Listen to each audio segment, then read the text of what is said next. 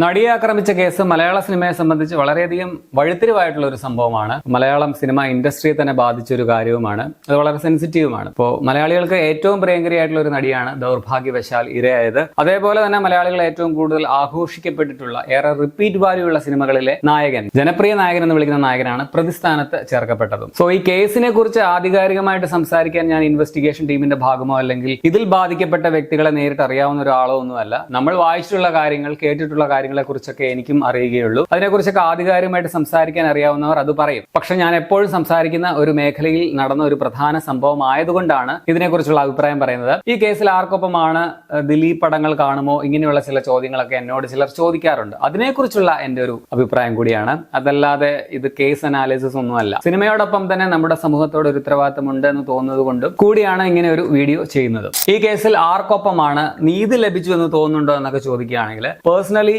എല്ലാ കാലത്തും ഞാൻ അതിജീവിതയ്ക്കൊപ്പം തന്നെയാണ്. ഡയറക്റ്റ് ആയിട്ട് കുറ്റം ചെയ്ത ആദ്യ പ്രതികൾക്ക് ശിക്ഷ നൽകിയതിൽ പേഴ്സണലി സന്തോഷിക്കുന്നുണ്ട്. അതുകൊണ്ട് തന്നെ ചില ആൾക്കാർ ആരോപിക്കുന്നത് പോലെ ഇത് ചമഞ്ഞുണ്ടാക്കിയ ഒരു കഥയൊന്നുമല്ല, യഥാർത്ഥ സംഭവമാണെന്നുള്ളത് കൂടിയാണ് ഇവിടെ തെളിയുന്നത്. കോടതിയിൽ തെളിഞ്ഞിട്ടുമുണ്ട്. സോ ആ ക്രിമിനലുകളെ ശിക്ഷിച്ചതിൽ വ്യക്തിപരമായിട്ട് ഞാൻ സന്തോഷിക്കുന്നുണ്ട്. അതേസമയം ആക്രമണത്തിന്റെ പിന്നിൽ ഗൂഢാലോചന നടത്തിയത് ആരാണെന്ന് കണ്ടെത്താത്തതിനാൽ പൂർണ്ണമായിട്ട് നീതി ലഭിച്ചു എന്നെനിക്ക് തോന്നുന്നില്ല. ചിലർ പറയുന്നത് പോലെ ഈ നാട്ടിൽ എത്രയോ ആൾക്കാർ ആക്രമിക്കപ്പെടുന്നു, റേപ്പ് ചെയ്യപ്പെടുന്നു. അതുപോലെ ഈ ക്രിമിനലുകൾക്കും പെട്ടെന്ന് തോന്നി നടിയെ തന്നെ തപ്പിപ്പിടിച്ച് ആക്രമിച്ചു എന്ന് വിശ്വസിക്കാൻ മാത്രം ഞാനൊരു നിഷ്കളങ്കനോ മണ്ടനോ ഒന്നുമല്ല. നമ്മളൊക്കെ ചോറ് തന്നെയാണല്ലോ കഴിക്കുന്നത്. സോ ഇതിന്റെ പിന്നിൽ ഒരു മാസ്റ്റർ ബ്രെയിൻ ഉണ്ടെന്ന് ഞാനും ഉറച്ചു വിശ്വസിക്കുന്നു. ദിലീപിനെ വെറുതെ വിട്ടതിൽ സന്തോഷിക്കുന്നുണ്ടോ? ഇത്രയും നാൾ തെറ്റിദ്ധരിക്കപ്പെട്ടു, വെറുതെ ക്രൂശിച്ചതിന് പൊതുജനം അദ്ദേഹത്തോട് മാപ്പ് പറയണം എന്നൊക്കെയുള്ള ഫാൻസിന്റെ കമന്റ്സിനെ എങ്ങനെ കാണുന്നു എന്നൊക്കെ ചോദിക്കുകയാണെങ്കിൽ നമ്മുടെ ഒരു നിയമ സംവിധാനത്തിൽ തെളിവുകൾക്ക് തന്നെയാണ് പ്രാമുഖ്യം. ഇങ്ങനെ ഒരു കുറ്റകൃത്യം ചെയ്യാൻ ഗൂഢാലോചന നടത്തിയത് ദിലീപാണെന്ന് തെളിയിക്കാനായിട്ടില്ല എന്നാണ് കോടതി പറഞ്ഞിട്ടുള്ളത്. ഞാൻ അതിനെ പൂർണ്ണമായി മാനിക്കുന്നുണ്ട്.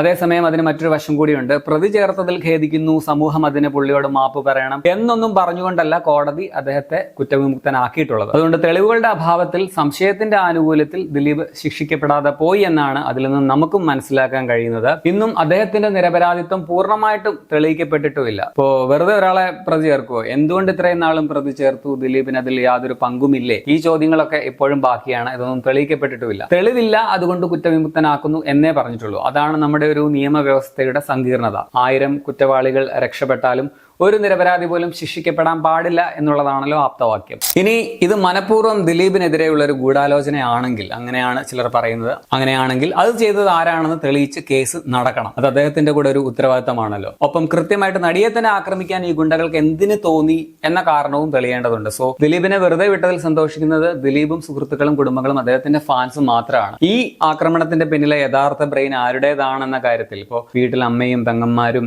മറ്റു സ്ത്രീകളും ഒക്കെയുള്ള എല്ലാ മലയാളികളും ഒരേപോലെ ആശങ്കാകുലർ തന്നെയാണ്. ആ ഒരു മാസ്റ്റർ ബ്രെയിൻ ആരുടേതാണെന്ന് കണ്ടെത്തി പിടികൂടുന്നത് വരെ. അപ്പൊ ഇതിന്റെ പിന്നിലുള്ള യഥാർത്ഥ ബ്രെയിൻ ആരാണെന്ന് തെളിയിക്കുമ്പോഴേ എന്നെ സംബന്ധിച്ച് ഞാൻ ഈ കേസിൽ പൂർണ്ണമായിട്ടും സന്തോഷിക്കുകയുള്ളൂ. സോ ഇങ്ങനെ ഒരു കാര്യം കൂടി ബാക്കി കിടക്കുന്നുണ്ട്. സോ ഇപ്പോൾ താൽക്കാലികമായി സന്തോഷിക്കുന്ന ദിലീപിനും ആരാധകർക്കും പോലും ആരാണ് ഇതിന്റെ പിന്നിൽ എന്നുള്ളത് പൂർണ്ണമായും തെളിയാത്തിടത്തോളം കാലം ഒരു പൂർണ്ണമായിട്ടുള്ള സന്തോഷമോ തൃപ്തിയോ ഉണ്ടാകുമെന്ന് എനിക്ക് തോന്നുന്നില്ല. ഇതിനെക്കുറിച്ച് കൃത്യമായിട്ട് യാതൊരു ബോധവും ഇല്ലാത്ത കുറച്ചു പേർ ലഡു വിതരണം നടത്തുകയും ആഘോഷിക്കുന്നതായിട്ട് മാത്രമേ എനിക്ക് തോന്നിയിട്ടുള്ളൂ. ഇനി അതിജീവിതയുടെ ഒപ്പമാണ് അപ്പോൾ ദിലീപിന്റെ സിനിമകൾ കാണുകയില്ലെന്ന് ചോദിക്കുകയാണെങ്കിൽ തീർച്ചയായിട്ടും ഞാൻ കാണും. എന്തുകൊണ്ട് കാണാതിരിക്കണം? ഇതൊക്കെ കൊണ്ട് ദിലീപിന്റെ പടം കാണത്തില്ല എന്നൊന്നും ഞാൻ പറയത്തില്ല. എന്നെ സംബന്ധിച്ച് ഞാൻ കാണുന്ന ഓരോ സിനിമയും ഓരോ കഥകളാണ്. എനിക്ക് പുതിയ പുതിയ കഥകൾ അറിയാനുള്ള ഒരു താല്പര്യം, അല്ലെങ്കിൽ അറിയാവുന്ന ഒരു കഥയാണെങ്കിൽ അതെങ്ങനെ ഇവർ ദൃശ്യഭാഷ അതിന് ഒരുക്കുന്നു എന്നുള്ള ആ ഒരു ആകാംക്ഷ, ഇതൊക്കെ കൊണ്ടാണ് ഞാനൊരു സിനിമ കാണാൻ പോകുന്നത്. ദിലീപോ മറ്റു നടീനടന്മാരോ ഒക്കെ അതിലെ കഥാപാത്രങ്ങൾ മാത്രമാണ് എന്നെ സംബന്ധിച്ച്. അതിൽ കഥാപാത്രങ്ങൾക്ക് പകരം നടനെയോ നടിയോ എടുത്ത് അവിടെ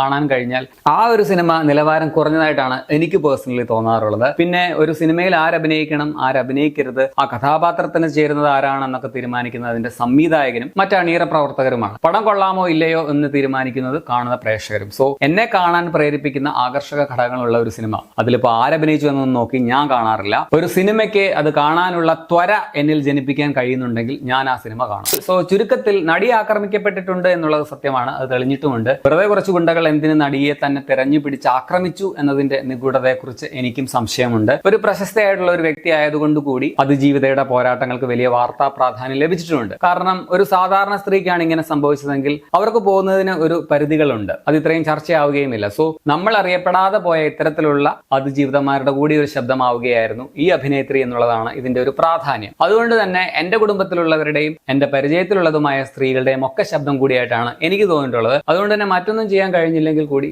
സപ്പോർട്ട് ചെയ്തവർക്ക് വേണ്ടി കൂടെ നിൽക്കേണ്ടത് എന്റെയും ഞാൻ ഉൾപ്പെടുന്ന സമൂഹത്തിന്റെയും ഒരു ഉത്തരവാദിത്തമാണ് എന്നാണ് ഞാൻ വിശ്വസിക്കുന്നത്. അതുകൊണ്ട് എന്നും അതിജീവിതയ്ക്കൊപ്പം തന്നെയാണ്. അതുപോലെ തന്നെ ഒരാളുടെ പേഴ്സണൽ ജീവിതം വെച്ചിട്ട് അല്ലെങ്കിൽ അയാളുടെ രാഷ്ട്രീയമൊക്കെ വെച്ചിട്ട് അവരുടെ സിനിമ കാണാതിരിക്കുക എന്നൊക്കെ പറയുന്നത് കുറച്ച് അപക്വമായിട്ടാണ് ഞാൻ കാണുന്നത്. പേഴ്സണലി എന്നെ സംബന്ധിച്ച് എന്നെ ആകർഷിക്കുന്ന എന്തെങ്കിലും ഘടകമുണ്ടെങ്കിൽ ഒരു സിനിമ ആരാണ് അഭിനയിച്ചതെന്നൊന്നും നോക്കാതെ ഞാൻ കാണുന്നു.